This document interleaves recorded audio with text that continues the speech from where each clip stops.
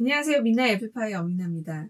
우리 지난번에 이벤트 했잖아요. 제가 당첨자이신 민유미풀님을 위해서 오늘 영상을 준비했습니다. 민유미풀님이 신청해주신 작가는 렘브란트. 렘브란트는 서양 미술사에서 위대한 화가로 꼽히는 인물이죠. 많은 미술책에서 미술 전문가들은 렘브란트를 인간의 영혼을 그리는 화가라고 표현을 하고 있습니다.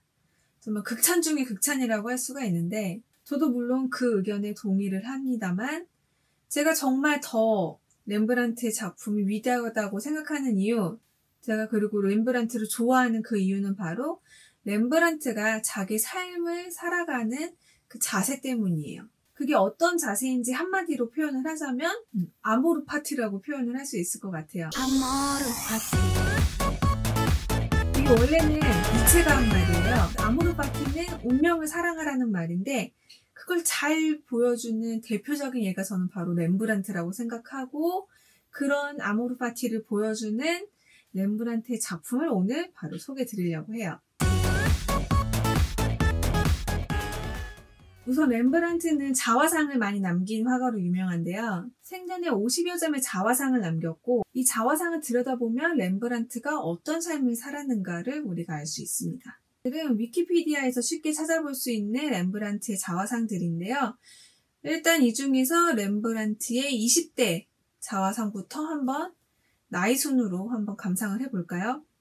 네, 이건 24세 때 자신의 모습을 파나로 남긴 자화상인데요.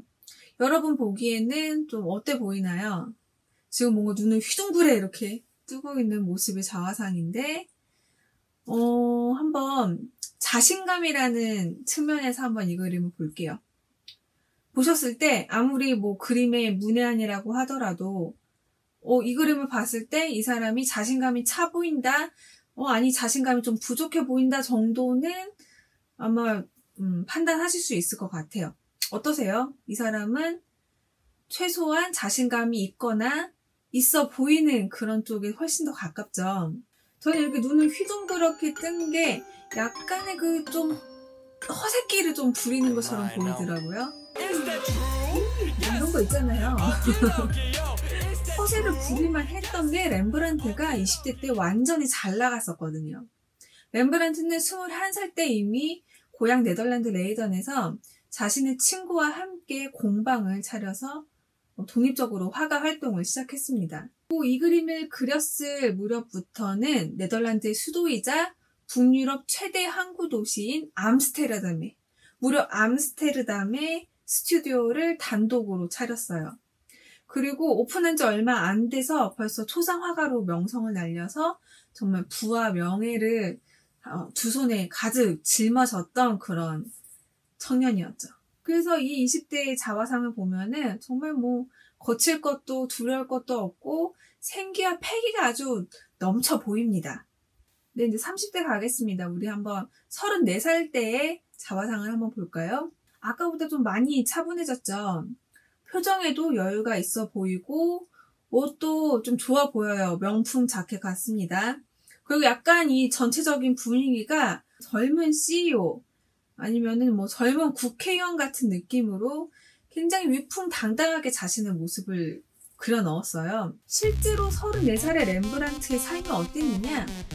정말 뭐 남부러울 게 없는 그런 남성이었습니다. 이미 20대 때 암스테르담이라는 거대한 국제 도시에서 큰 성공을 맛봤고 또 부잣집 딸내미랑 결혼해서 너무너무 행복한 가정을 꾸리고 있었어요. 가정으로나 사업적으로나 안팎으로 안정적이다 보니까 이렇게 그림 속에서도 당당함과 여유로움이 넘칠 수밖에 없었죠.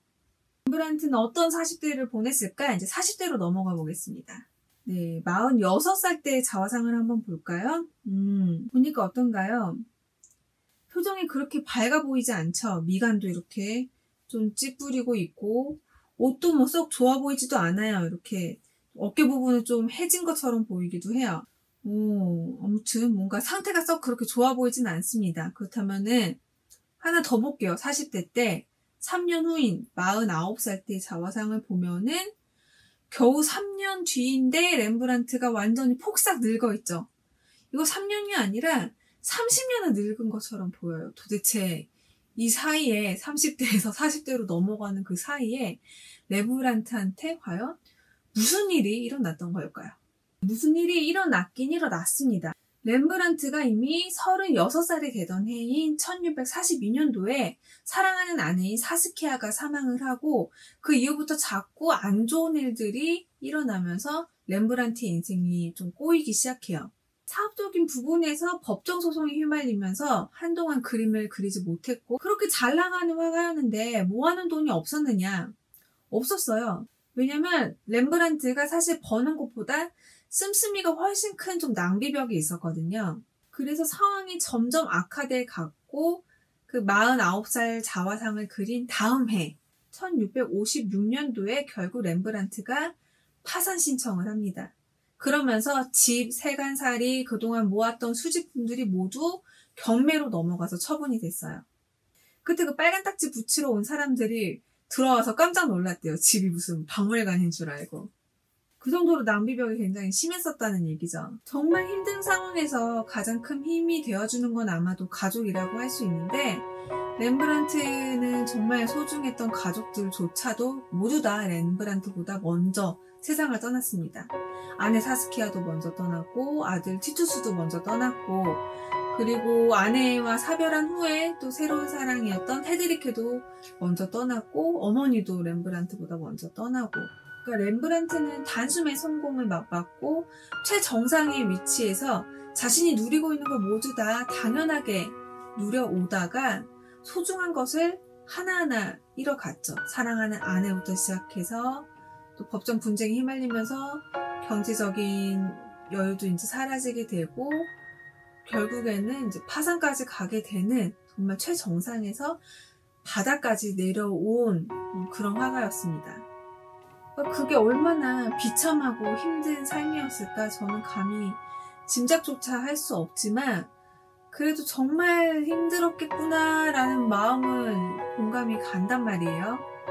그러니까 우리가 신문이나 뉴스에서도 그런 사람들 많이 보잖아요. 정말 최고의 위치에서 예를 들면은 뭐 인기를 누리던 뭐 연예인이 뭐 사업을 잘못해서 막 이제 빚이 쌓이고 하니까 극단적으로는 자살을 선택하는 그런 안타까운 경우도 있고 자기 자신을 이제 포기해버리는 경우들을 많이 볼 수가 있는데 렘브란트는 그러지 않았다는 거예요. 그리고 지난날 내가 한때는 그렇게 잘 나갔었는데 그때 그거만 실수 안 했어도 내가 지금 이 모양 이 꼴은 아닌데라고 그 후회 나날들을 살았던 게 아니라 자기가 과거에 뭘 잘못했었던가 내가 무엇을 반성해야 했던가를 천천히 되돌아보면서 계속해서 자신의 삶을 앞으로 나아가던 그런 사람이었고 그게 바로 그림에 보인다는 거예요.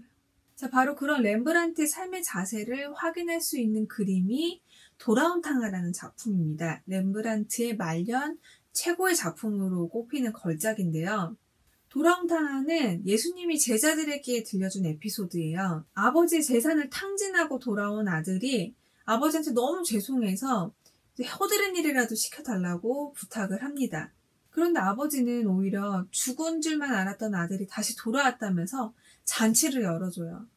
그 방탕하고 오만했던 아들이 따뜻하게 자신을 보듬어주는 아버지 앞에서 그 정말 진심 어린 참회의 눈물을 흘리는 모습을 그린 그림이 바로 이 돌아온 탕아라는 그림인데 렘브란트는 이 아들의 모습에 자신의 모습을 투영한 게 아닌가 싶어요. 자신의 그 자만하고 오만했던 젊은 시절을 되돌아보면서 반성의 계기를 삼았던 게 아닐까.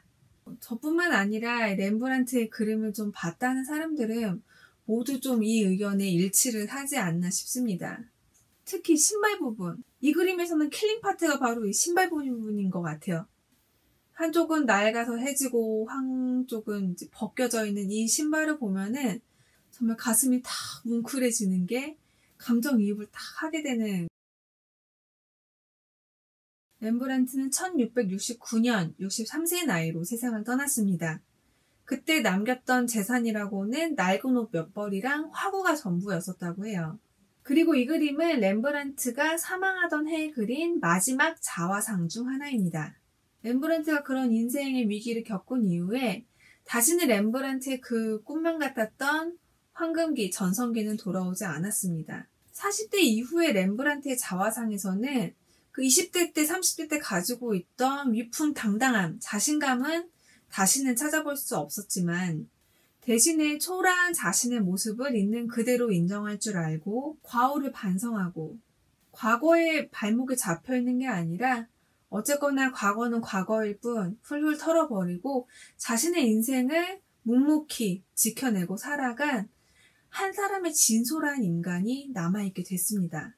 이게 바로 니체가 말한 아모르 파티라고 생각해요. 렘브란트가 자신의 삶을 사랑하지 않고 자신의 운명을 받아들이지 않고 과거에 대해서 발목을 잡혀서 후회를 하고 다른 사람을 원망하는 삶을 살았다면은 렘브란트가 과연 정말 인간의 그 내면 깊숙한 곳을 울리는 그런 주옥 같은 명작을 과연 남길 수가 있었을까?